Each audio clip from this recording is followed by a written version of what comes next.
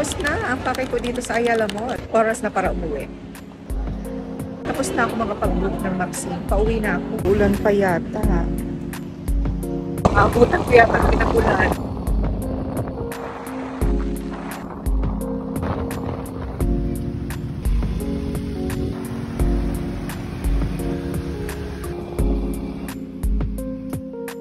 Update lang, nandito na ako sa bahay. Nakapanghina yung itinurok sa akin. Bawal siyang i-mention. Since rest day ko ngayon, wala naman ako ibang gagawin. So maglilinis na lang muna ako. Salamat pala sa suporta at palaging panonood. Maglilinis muna ako. Mesa muna. Kasi sobrang alikabok at maraming kalat.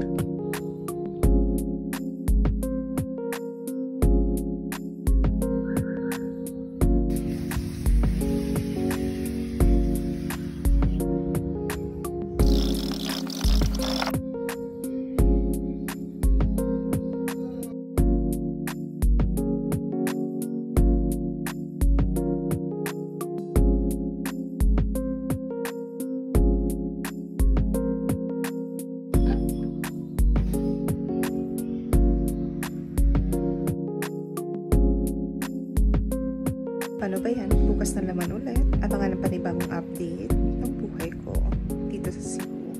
Thank you for watching. Goodbye!